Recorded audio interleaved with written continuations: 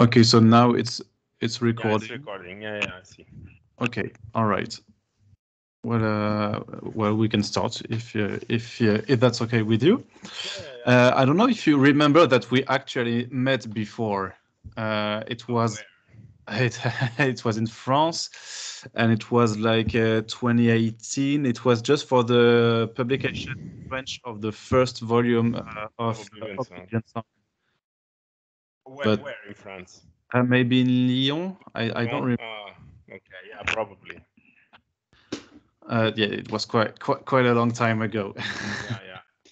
And I didn't have long hair, and neither did I have glasses. So Oh, come on.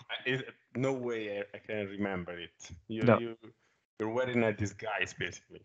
yeah, that's the challenge. All right. So let's start. I'm just going to do a short introduction in French for the podcast stuff, and then we can go on. Bonjour à toutes et tous, vous écoutez First Print, votre podcast comics préféré pour une nouvelle émission du format Super Friends. C'est le podcast qui va à la rencontre des personnes qui font vivre la pop culture et la culture comics par leur travail. Et aujourd'hui, on est super content de recevoir dans le podcast et peut-être en vidéo Lorenzo De Felici pour la sortie relativement récente de Kroma aux éditions Delcourt. C'est un artiste qu'on avait déjà reçu il y a quelques années, donc on est vraiment super content de réaccueillir pour parler notamment de Kroma. On abordera un petit peu aussi votre Rivals forcément. Et donc après cette introduction et le générique, on va se retrouver en anglais pour discuter de bande dessinée à l'évidence. So now that my quick introduction in French is finished, thank you for being here, Lorenzo. It's really a pleasure to have you here on our podcast. Oh, thank you for having me.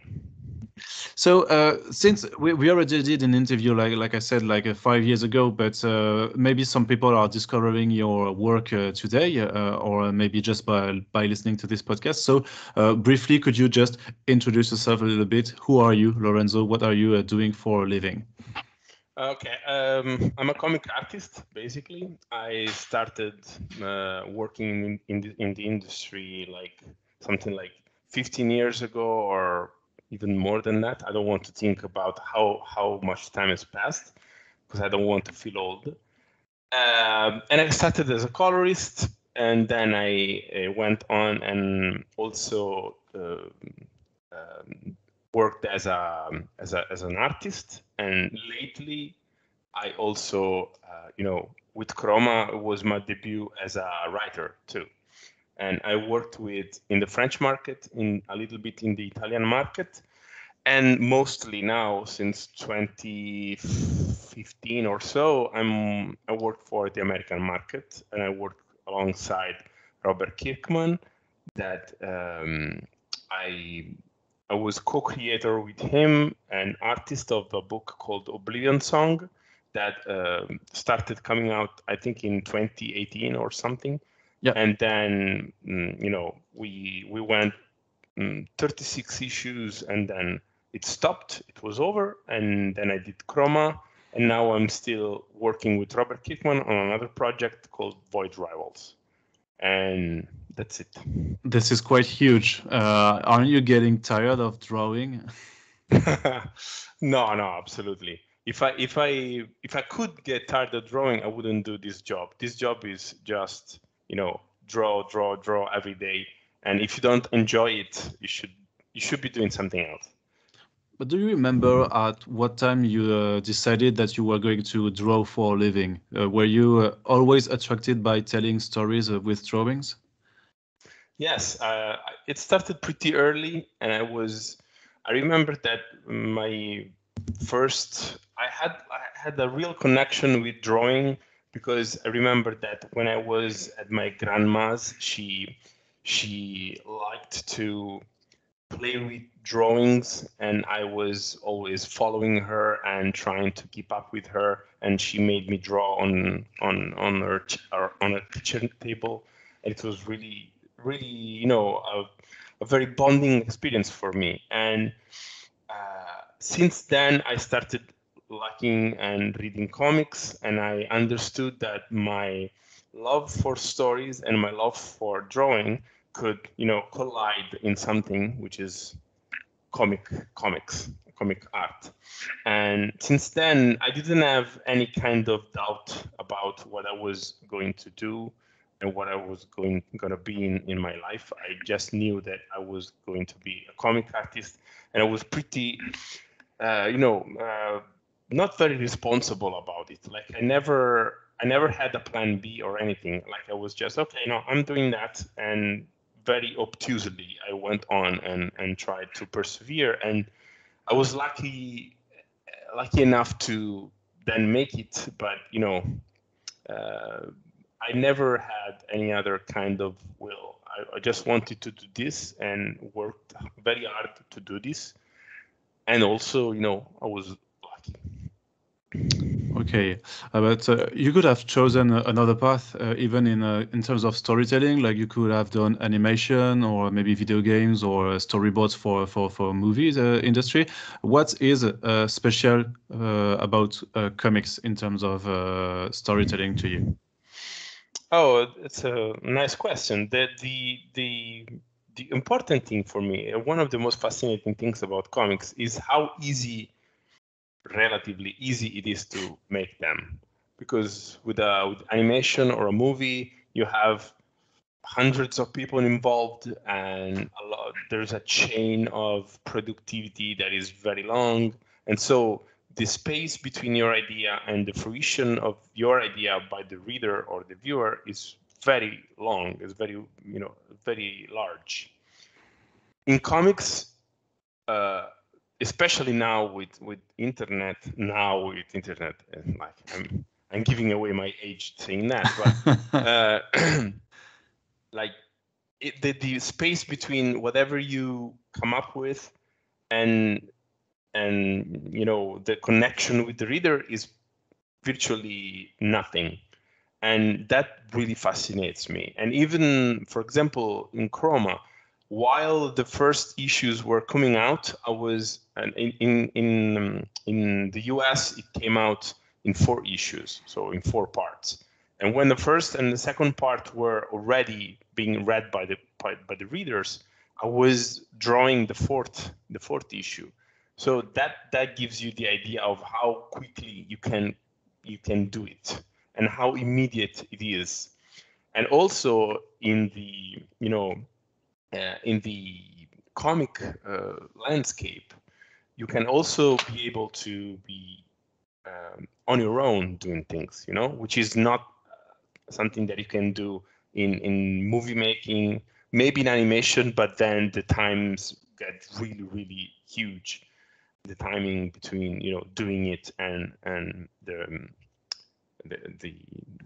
viewer viewing it. And yeah, so I mean, I really like how very immediate it is, how you can change your style, how you can use the page and the interaction between the reader and your work at your advantage. You can do stuff in comics that is very difficult to do in any other kind of media, and that it's really, for me, it's really fascinating. So you mentioned in the foreword in the French edition of Kroma that it was originally intended to be a project for the European market. So can you elaborate a little bit about the origins of Kroma? Yeah, as I wrote in the beginning, the project was I was working for the French market, and so very naturally I thought that this idea of mine would have worked in the European market. And so I started knocking on doors of editors and publishers, and almost nothing came out of it. Like, it was kind of frustrating. I was working as a colorist in at that time, and I was trying to start working as an artist. I already did not a little, but a bit of work as an artist with Draka, always for the French market. But then I went back to being a colorist because nobody was interested in my work as an artist. So I was trying to double down and not only propose myself as an artist, but also as a writer, and nobody was taking it, basically. And so great times.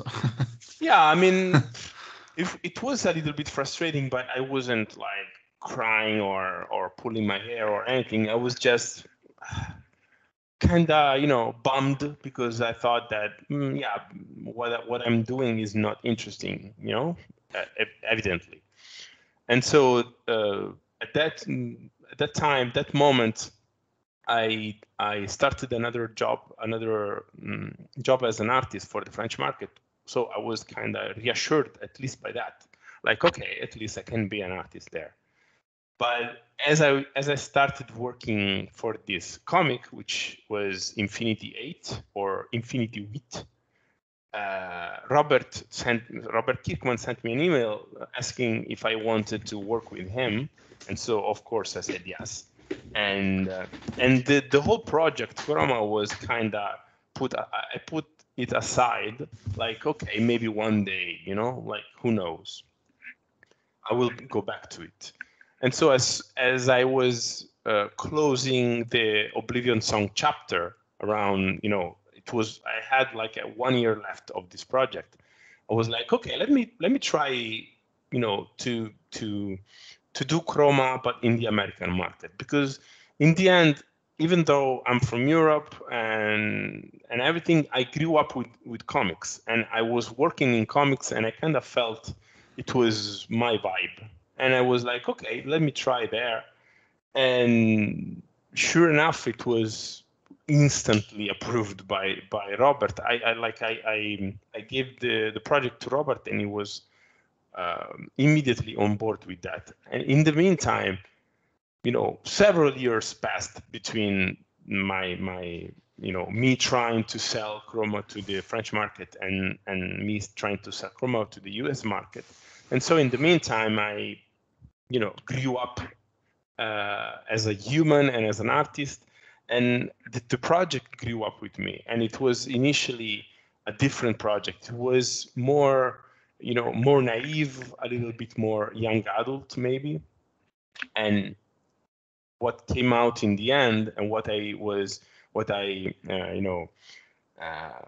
presented to the American market, and what Kroma is now, is a more adult kind of story. And I managed to convey a little bit more a serious message throughout the comic. And I mean, in that way, I think that me being rejected by the publisher in the beginning was kind of a good thing in perspective, because it gave me the opportunity to work more on the project and come out with something that I'm very proud of.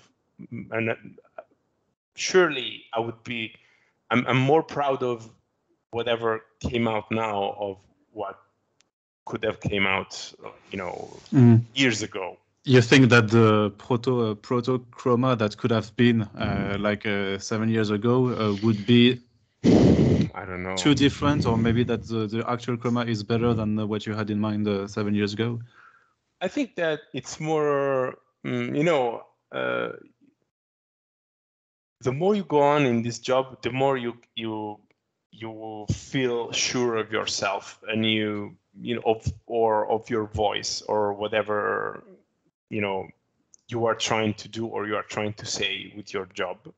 And so the Kroma that came out now, it wouldn't have been possible like that, maybe not 10 years ago, but almost, because then I wouldn't have the courage to say some of the things that I said in the comic, not because I wasn't sure of them, but because I always felt very unsure, like as a personally. I'm not a very assertive person. I'm always doubting about everything that I think, and so I always try to shy away from any kind of definitive,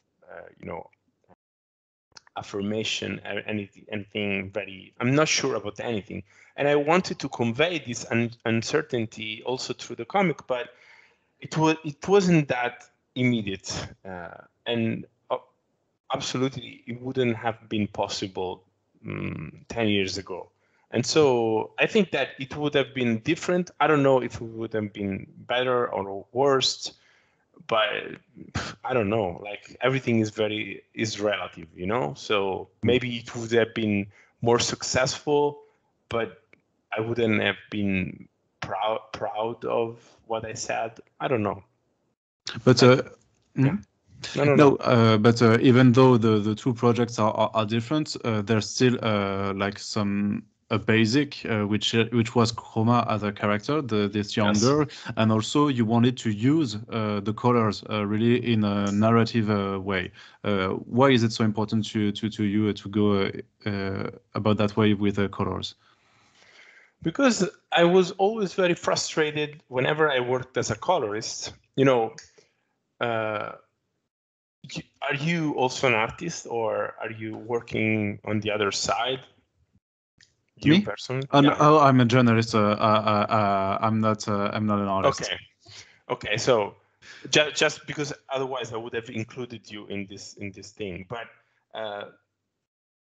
whenever you, as an artist, you know, whenever you read any kind of review of something that you worked on for a long time,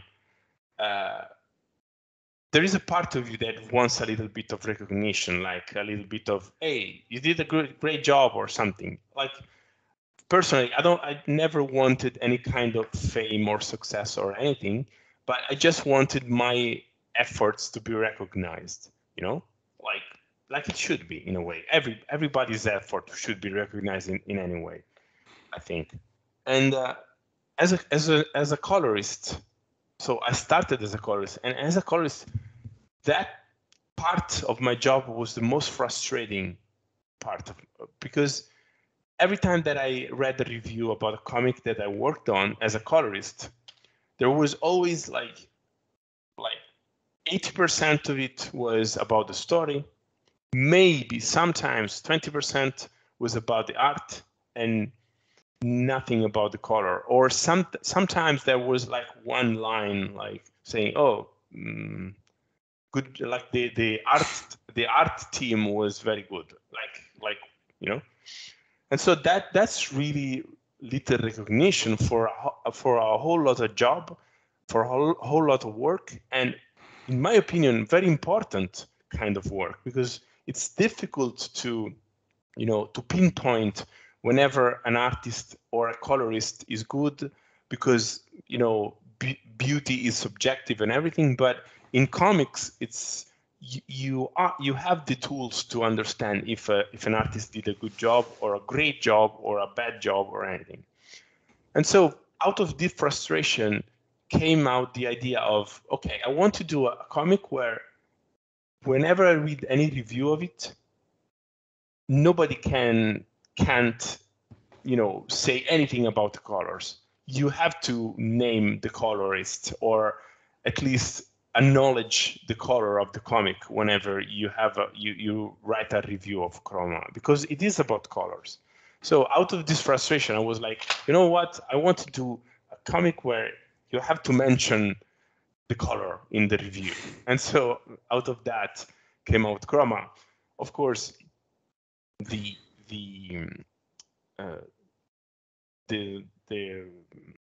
more emotional part of me, since again I worked as a colorist for a long time, and I also taught color in academies and everything, and I studied a lot of you know, things about color, and I understand how important it is in the storytelling part of comics. You know, it's really important. It's a very pivotal element, pivotal tool in comics. And so I wanted also to show how a little bit in a more, you know, direct and explicit way, how color can be a part of the storytelling of a story, and how it can play a role as a character in a story. And so instead of doing it in a very, you know, subliminal way, like it's usually used, like color is always used by great colorists or great cinematographers in cinema as a subtle way of conveying information. like, I don't know if you know about, for example, in Jaws, the movie Jaws from Steven Spielberg, there is a great use of color there, and not everybody understands it or even knows that, but there is a subtle way that color have been used in that movie. So every time that you are about to see the shark in Jaws, there is a yellow element in the frame.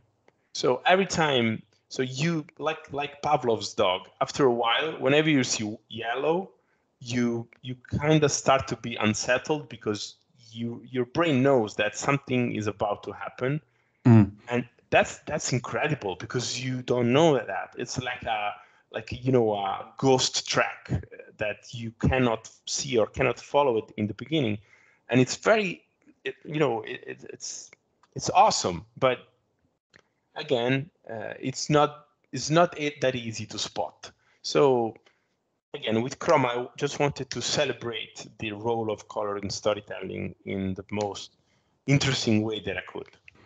And was it difficult for you to have the settling of how you would use colors in terms of structural elements, because it's not just a gimmick, because we have the pay city the humanity is inside, and they literally fear everything that's colored, but it's not just a gimmick to just say, okay, we have these characters in black and white and the rest will be in colors. There's Kroma is literally using colors to communicate with the giant reptiles in the end. So how did these ideas came up to just use the colors as really structural elements and not just visual? The way that color plays a part in the story is actually the first element that I started building the story on. Like, in the very beginning, I wanted to have something about color, and what I lacked was the idea of that allowed me to use color not in a, like you said, as a gimmick. And so the first characters that came out that started Kroma were actually the lizards, like the huge reptiles, because I was, okay, I need something that, I want like a monster that is connected with colors, and that from that part, from that idea sprouted everything else. And so it's the first time that I write something longish like this, and so I could see for the first time how sometimes ideas dictate the pacing of the story or whatever happens in the story more than whatever you come up with. Like, once you have the elements in the story and you push the first tile of the domino, and then everything else starts falling down in the right way, and you have almost no control. And that's how Kroma was born. Like, I needed an element of disruption inside of this community, and that was it. And in the beginning, like in the French, in the French, let's say, version of the story, the one that I started with, Kroma was more feisty, and she was more like a rebel, like, hey, it's not right, or more combative, more But then the character was in this new version. I just started thinking about how somebody would behave in that specific situation. And so, for example, I read a couple of books written by was really sad books written by like girls that were abducted when they were like 5, and then they lived like 20 years in captivity and like prisoners. And I tried to understand more about the psychology of such a burden put to your like the guilt that that everybody tries to attach to you, that we all feel, but in this case, of course, Kroma feels it even more because it's a potential guilt. It's not a real guilt. It's a guilt that she's convinced about, and so yeah, everything was different in the beginning because whenever you come up with a story, you want your character, your protagonist to be cool and actiony and kicking ass and everything, but then the story would not have been sincere or relatable if that was the case. And so that's also the way that the story changed, and everything that came out of it was the difference between the first version of Kroma and this version of Kroma. So I just tried now to be more realistic and more honest about whatever was happening. I don't think it's a crude comic or anything, but I think it has like parts. It's quite violent. Yeah, it's violent, but I never wanted to be gratuitous with violence. I just tried to convey that some violence that is not explicit, that is more psychological, will come out somehow, somewhere in the story, and it's not justified, because I don't think that violence is ever justified, but you can understand where that violence is coming from, and that's part of the thing that I wanted to say about that. But still, there's quite some intensity, even with violence, because we still have like a panel where when Kroma is just having the beheaded head of her enemy, and it's still a little girl. So this is quite a very violent imagery. So you didn't have any restraints about what you would show and what you would do with such a young character? No, absolutely not. Like when I presented my synopsis of the project to Skybound, the only thing that they weren't convinced about was the ending. We'll speak about that later, yeah. Yeah, but yeah, so I won't talk in depth about it, but nowhere else came any kind of restriction for me. And I think that it's because I'm not a violent person, and I don't like gratuitous violence, or I don't like to show violence just because it's cool or it's interesting.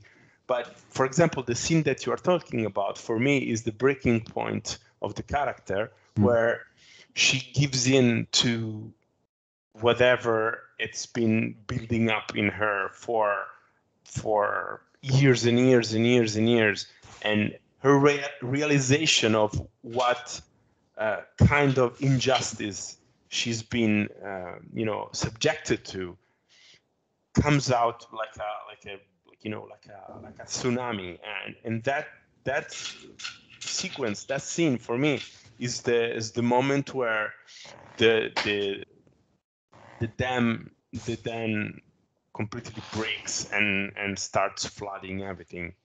And so I hope that it's not taken like anything is taken like the justification of being violent or hurting anybody, because I think it's always wrong. But sometimes frustration builds up, Yeah, it's the progression of the character, but even though that it also fits in with the tonality of the whole story, and the fact that you also you're doing some shock moments, and that was also one of my questions, because when you just read the first issue.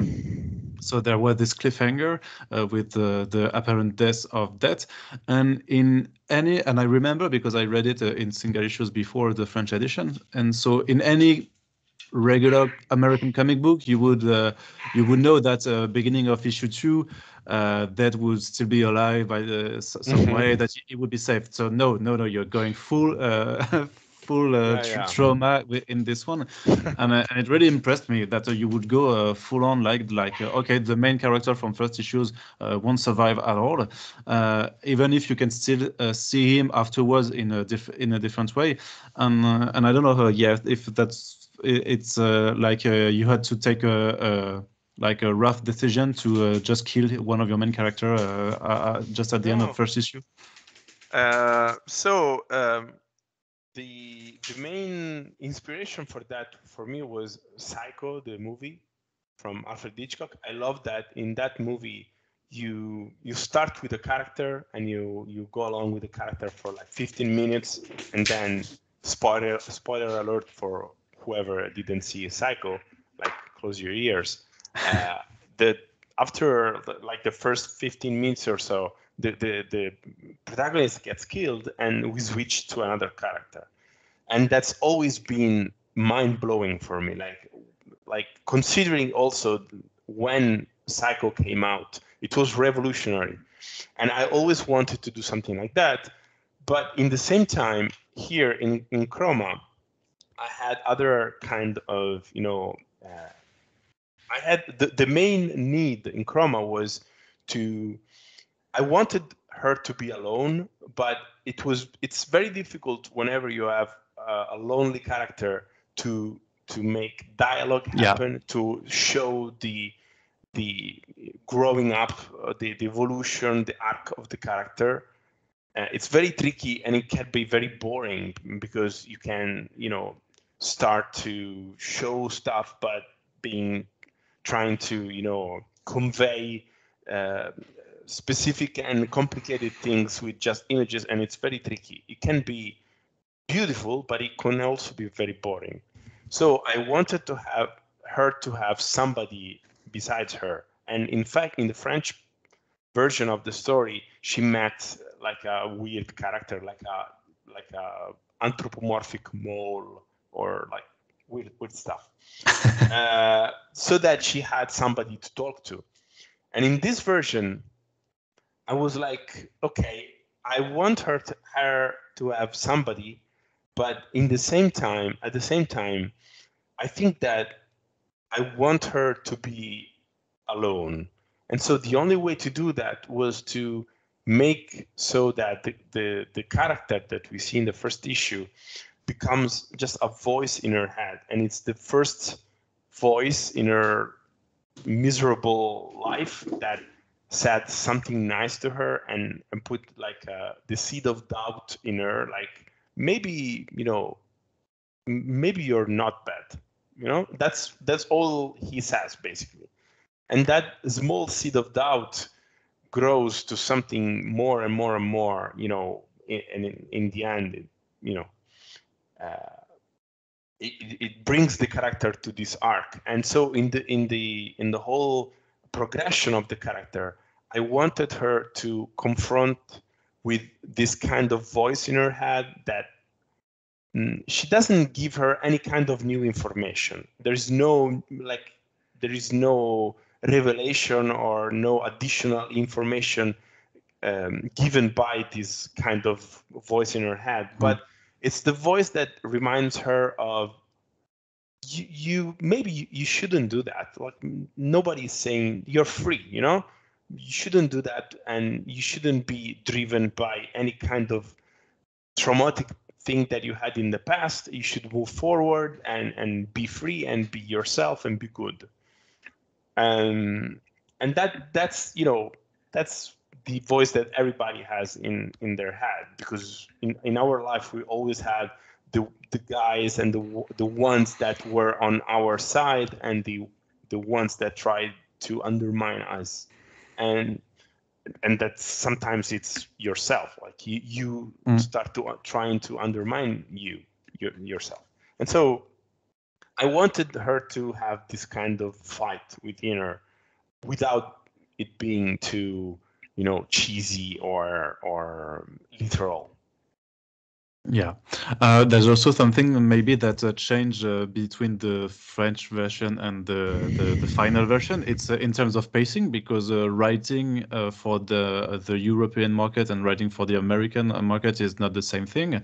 So I guess you also have to redo the whole narrative structures in terms of getting the story in 4 chapters, which are quite big chapters in terms of page count. It's not 20 page issues. Was it hard for you to work like that? I guess you had the experience with all the Oblivion song issues you did with Robert. Actually, so the French version didn't go as far as a whole, whole chapters of the story. In the French version, I just had sample pages and a very in-depth synopsis of the story, but I didn't lay out any kind of any story. Like, I didn't have pages and pages of one after the other. I just had random sample pages. And also I had a friend of mine, that a writer, that helped me writing the synopsis for the first version. When I went to the American version, I restarted from scratch, and I restarted from the core elements of the story that were like the color, chroma, the lizards, and everything. And there I started drawing the chapters and doing the layouts and the sketches for every issue. And actually, it wasn't hard at all. At least, in fact, it was like a relief for me having to work in the American format, because the problem with whenever you come out with something creative is that if you don't have boundaries, if you don't have fences within you can work, you can feel lost, because there are endless possibilities. Whenever I started working in the American market, I saw that there is a structure to every issue. So you have the beginning, you have some kind of something going on, like a certain amount of pages gets the plot to go forward, and then you have some action scene, and then another bit of plot, and then you have the cliffhanger, and then the issue is done. And since you have this kind of structure, you can put whatever element you have in mind in these slots, and the issue is pretty, you can build it pretty easily. Is way more, easy than having like a bunch of pages randomly, and you don't know where things should happen and where things should stop, and when they should, speed up or slow down. In that way, the American structure gave me like a skeleton, an infrastructure of, where I could put the elements that I had in mind into. And that was very helpful. And of course, working with Robert for many years helped me, because I saw how, not that I studied the scripts, it just came natural. Like, after a while, you start to internalize some kind of, progression or motion and rhythm and pacing. And I just had to, to be as natural as I could in the first issue, in the issues. And I knew where I should have put some action and where I should have slowed down and things like that, like instinctively. Because I think I've read in an interview that you didn't write any scripts. You were directly doing the rough and the storyboards on pages. So that I guess you had the whole breakthrough through in your head, or Yeah, I mean, for every issue, I had like a breakdown of whatever I wanted to say in that issue and where that issue should stop. And so I had like, okay, this happens, this happens, this happens, and then you have the cliffhanger here. And so when I was layouting stuff, I was like, okay, so this scene should take like 2 or 3 pages, this scene 5 pages, this scene 2 pages, and so on and so forth. and I started drawing, and I mean, before drawing, I write the dialogues, like a very, rough approximation of the dialogues. And then I start doing the thumbnails. So very small drawings to map out the issue. And then I put the two things together, and I put the dialogues in the thumbnails, and I go a little bit more in details in the thumbnails, and I do the layouts for the pages. And then I change the dialogue according to the drawing, and the drawing according to the dialogue. And at that point, I have a rough idea of how the issue will be structured, and from then I just refine things, and I fix small details. Maybe I lose a page or two, or I add a page or two here and there, and in the end, I have something that I don't know, because I always drawn everything that I wrote. So it's very difficult for me to write a script, like just words. For me, I have to visualize whatever I'm doing, and I have to read it while I'm laying it out. Like I lay out 3 pages, and then I go back and I read them. And if there is something that doesn't add up, or it's too, here it's too slow. Here I should add like a close up of a reaction. Here I should wait for a moment, maybe add one panel to make the page breathe a little more. But it's just instinctive, because when you read enough comics, after a while you have like a sixth sense about these things, and when it works for me, I think it's okay. That's done, and I should just go and really draw it. And which is, in a way, the way that I always worked. Like I always try to do something that I would love to read, and that I would enjoy. And I'm very lucky. Again, I can't stress that enough, but that's always been my my north star. I should do something that I'm entertained by, because otherwise I don't enjoy doing it, and I will lose love for it. And if you lose love whenever you're doing something artistical, it shows, comes out as a crooked or not very sincere. And I turned 40 now. Like a couple of days ago, I turned 41. And so you just said how old you are. Yeah, I know. You were trying so hard not to mention it, but I'm not talking about physical age. I'm talking about mental age. Like physically, I turned 41 the other day, and after a while, you start saying, okay, if it takes like 1 year or a couple of years to develop a project, and I won't be immortal, eternal, how many projects do I have still, in my future?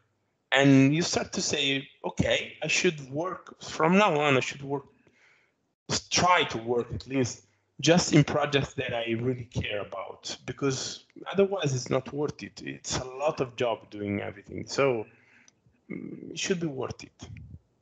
Okay. There's also, I think, a real statement about lies in this book, because we discover at some point that Kroma is not really the daughter of a color god, that the whole color and the whole myth that has gone into the pasty is just a myth or a lie. Do you think that you're saying something about humanity and how humanity covers behind lies to justify their actions? Yeah, absolutely. That's what I wanted to say in the end. And I don't think that lies are inherently bad. I just think that some lies, whenever you lie to control, that's a bad lie. That's something that you shouldn't do, and that's something that nobody should allow. And in the comic, I just try to, and for me, the answer to everything is communication. It's to, to not to trust blindly anything, but to try and communicate with whatever you're trying to you fear, or whatever you are trying to avoid, is to go there and communicate and try to build a bridge of language, and from there everything can be resolved, everything. But if you don't do this, if you don't do that because somebody else says that you cannot do it, or you cannot communicate with them because they're lizard, they're going to eat you, and you shouldn't even try to be there and face them. You should just fear and go away and hide somewhere. That's something that I don't like, and that's something that again, I'm never sure about almost anything, but there are some things that I believe in, and communication is definitely one of them. But it's really not weird, but like it really has a particular political sound when you read Kroma in 2022, because even though you imagined like 5 years ago the American or the final version, still, because we have a city with people like fearing the outside, the others, the colors. And when you live in Europe, and I guess you've been following what's happening in your country, in Italy, and we also have it in France and in other countries of Europe, it really seems to be really accurate about just what's going on with humanity. Did you anticipate this, or was it something conscious from you? No, because you don't have to, like, it's sadly it's always actual. Whatever whenever you read something about humanity, like in this case, it's always something that you can relate to, because the news in Europe are not that different from the news in Europe 10 years ago, 5 years ago, 15 years ago, or so. It's always the same, because we are human and we make the same mistakes over and over and over. And I'm not that hopeful, but I try to do my part. But I don't think that any kind of message of like this would ever get old, because it's always the same reality. And the reason why one of the reasons why I like stories is because they are not just there to entertain you, but sometimes when you're lucky, you stumble upon a story that talks about something that you know, while talking about something that you don't know. So, for example, in sci-fi or fantasy, you are talking about weird creatures, aliens, and future, past, whatever. But you're always we as human, we are always talking about humanity. And for me, Kroma is this. It's like a fable, it's like a story where I talk about something really weird, but in the end, you can relate to whatever I'm saying in a different way, and attach the message to any kind of problem that you have. Like for me, there are some things that inspired me while I was writing it, like socially. But the as soon as I wrote them, I was like, yeah, but this could be intended also applied to this, or it could be applied to this or that. And that, I mean, the more universal you are, the better for me, at least. And I also have like a question about the ending, because we understood before that Kroma has reached a breaking point, so she is quite obligated to act in her way, but still she breaks the city's walls, she kills people in her action, and the boys at the end are like stating that she did some harm to people that were completely innocent. So this is quite a very amoral situation, or it really questions our morality. What do you? What's your point about? Where do you stand about Kroma's actions? I, of course, again, I reject any kind of violence. So I'm not. I don't justify whatever my characters do because they're not, real people. They don't need justification. But it was just a way. One between all the other things that I'm trying to say, it's also that if you push enough good people, and if you teach even like to anybody, even to a kid, that violence is the answer, and that you don't have any kind of choice, and you cannot speak, or you cannot face or confront anything that is scary to you or to whatever you are part of, you will teach them something that will eventually come back to you in a harmful way. And so in a way, if you say to somebody that, oh, you are going to hurt somebody, you need to feel guilty because you are the bringer of destruction, and etc., that will be, in time, there will be a self-fulfilling prophecy, because you will teach them, you will put in their mind something that will eventually come out, which is not a justification for the violence in any way, but it's just to say you can't expect people to behave and to do the right thing always if you are doing the wrong thing. You should teach by example. You shouldn't throw the stone and then hide the hand that threw it. You should be responsible for whatever you teach and whatever you communicate to anybody.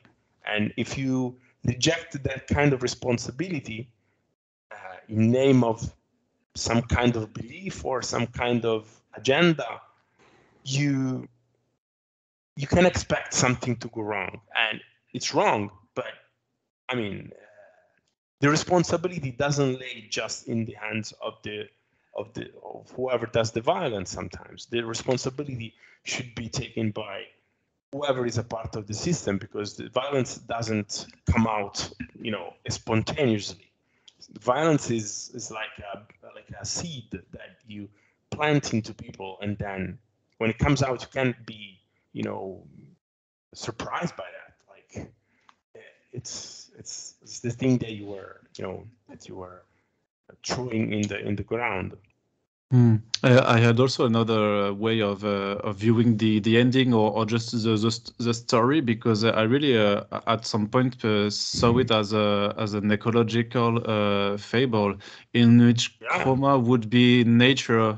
So because the humanity is also protecting herself against nature, and then when when what we have today, when you have dramatic rains or storms, people get hurt also, and so you could see Kroma as the embodiment of just nature, just throwing back at humanity for how they treated her. I don't know if I'm completely wrong or not. No, you're not wrong, but it's because I wasn't talking about a specific topic.